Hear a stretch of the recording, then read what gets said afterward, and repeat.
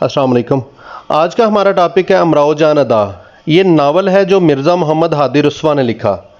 इसमें एक तो लखनऊ की तहज़ीब को भी दिखाया गया है, उसके अलावा ये एक तवाइफ का किस्सा है जो उसने ख़ुद बयान किया है। उसका नाम अमीरन है और वो एक गरीब मगर शरीफ मुसलमान की लड़की थी जो फैज़ाबाद में बहू बेगम साहिबा के मकबरे पर जमादार था। ये आदमी नहायत सच्चा और सीधा था। पड़ोस में एक बदमाश दिलावर खां रहता था जिसके एक दफ़ा गिरफ्तार होने पर जमादार ने उसकी चाल चलन के बारे में सच्ची सच्ची बातें कचहरी में कह दी। दिलावर कैद हो गया, दिलावर को सज़ा हो गई और छूटने के बाद जमादार से बदला लेने पर तुला था। एक दिन उसने जमादार की 8 बरस की बेटी अमीरन को पहले अपने घर में बंद किया और फिर रात में गाड़ी पर डालकर इस इरादे से ले चला कि इसको मार कर कहीं डाल देगा। गाड़ी पर उसके साथ उसका दोस्त पीर बख्श था जिसने सलाह दी कि अमीरन को लखनऊ में बेच डाला जाए। चुनाचे ये लोग लखनऊ पहुंचे और पीर बख्श के भाई के घर अमीरन को उतार दिया गया। वहाँ एक हिंदू लड़की रामदई भी पकड़ी हुई लाई गई थी। अमीरन को एक मशहूर कोठे पर खानम के यहाँ बेच दिया गया और रामदई एक बेगम साहिबा के यहाँ बेच दी गई। खानम ने अमीरन का नाम बदल कर अमराओ कर दिया, यानी इसका नाम अमराओ जान रख दिया गया। इसकी मौसीकी की और लिखने पढ़ने की तालीम हुई। इसकी तबीयत मौसीकी से बहुत मुनासबत रखती थी। नायका खानम ने अमीरन जैसी भोली भाली लड़की को रक्स व मौसीकी की तालीम और अदाब महफिल सिखाए और इस तरह अमीरन अमराओ जान बन गई। खानम जान के कोठे पर बुआ हुसैनी, बिस्मिल्ला जान, खुर्शीद जान, बेगम जान भी रहती थी। वो 1.5 उम्र की बुआ हुसैनी और खानम जान दोनों नाकाएँ थीं। बिस्मिल्ला जान खानम जान की इकलौती बेटी है जिसे अपनी माँ की दौलत पर घमंड है और अपनी माँ ही की तरह उसे भी पेशा अजीज़ है। गर्ज के बिस्मिल्ला जान पैदाइशी तवाइफ है, साथ ही तेज़, शौक, शरीर, मंचली और ख़ुद गर्ज भी। बिस्मिल्ला अपने चाहने वाले मौलवी साहब को महज इस जुर्म में नीम के पेड़ पर चढ़ा देती है कि उन्होंने इसकी चहेती बंदरिया को अपनी लाठी से मारा था। खानम जान के कोठे तक एक नहायत शौक, चंचल और अच्छी आवाज़ वाले नौजवान गौहर मिर्ज़ा की रसाई बुआ हुसैनी के ज़रिए हो गई थी। गौहर मिर्ज़ा अमराओ का तकरीबन हम उम्र था। दोनों एक ही मकतब में पढ़ते थे। जब अमराओ को मकतब में तालीम के लिए भेजा गया था तब गौहर मिर्ज़ा भी साथ पढ़ता था।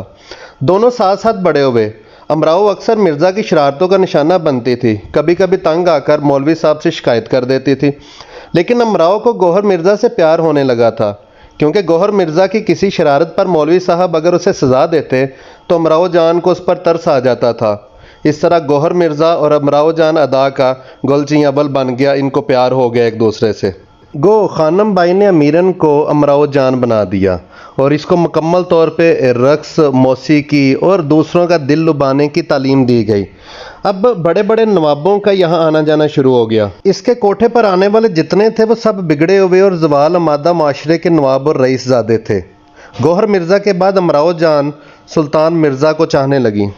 अमराओ जान की आशनाओं में सबसे ज़्यादा नुमायाँ पहले नवाब सुल्तान मिर्ज़ा हुए जिनको वो दिल से चाहती थी, मगर नवाब सुल्तान मिर्ज़ा रामदई के होकर रह गए। वो भी अमराओ जान के ना हुए। यहाँ पे मैं आपको एक चीज़ बता दूँ, ये जो रामदई है ये वही हिंदू लड़की है जो अमीरन यानी कि अमराओ जान के साथ कैद थी और दोनों को फिर अलग अलग जगह पर बेचा गया था। अच्छा, आगे चलते हैं। अब फिर अमराओ जान अदा डाकू फैज़ अली यानी फैज़ू के राब्ते में आती है और फैज़ू इससे बेपनाह मोहब्बत करने लगता है और अमराओ जान को कोठे से ले उड़ता है।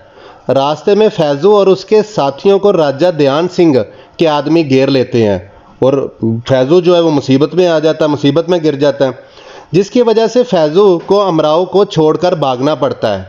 इन लोगों के फ़रार होने के बाद अमराओ जान कानपुर पहुंच जाती है जहां उसकी मुलाकात रामदई से होती है जो अब नवाब सुल्तान मिर्ज़ा की बेगम बन चुकी है। हालांकि किसी ज़माने में वो भी अगवा करके अमराओ की तरह लाई गई थी। अमराओ रामदई के हालाते ज़िंदगी सुनकर रश्क करने लगती है और फिर खानम जान के लोग यानी बुआ हुसैनी और गौहर मिर्ज़ा कानपुर पहुंचकर वापस अमराओ जान अदा को लखनऊ ले आते हैं। लखनऊ में जब गदर हुआ तो अमराओ जान शाही दरबार से मुतल्लक थी। वालियद नवाब बरजेश कदर की 11वीं सालगिरह में शरीक थी। انگریزوں نے جب انقلابیوں کو تتر بتر کر دیا تو امراؤ جان بھی لکھنؤ چھوڑ کر فیض آباد چلی گئی۔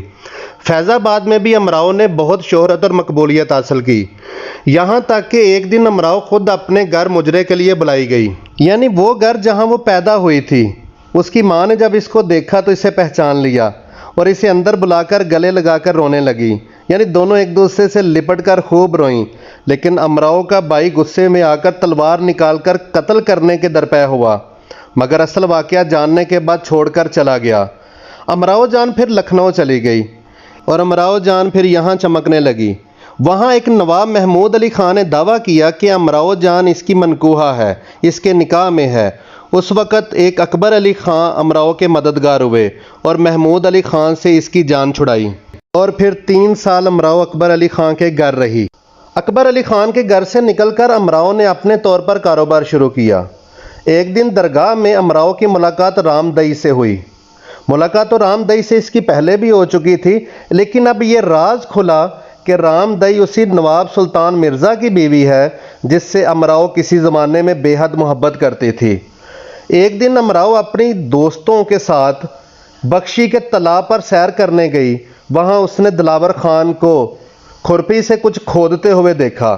امراؤ نے پولیس کو دلاور خان کی کرتوتوں سے آگاہ کیا، جس کی وجہ سے دلاور خان کو گرفتار کر لیا گیا اور کوئی 2 مہینے بعد اسے پھانسی دے دی گئی۔ پھر امراؤ جان بارگاہ خداوندی میں تائب ہو کر یادگار الہی میں باقی زندگی گزارنے لگتی ہے اور اللہ سے لو لگا لیتی ہے۔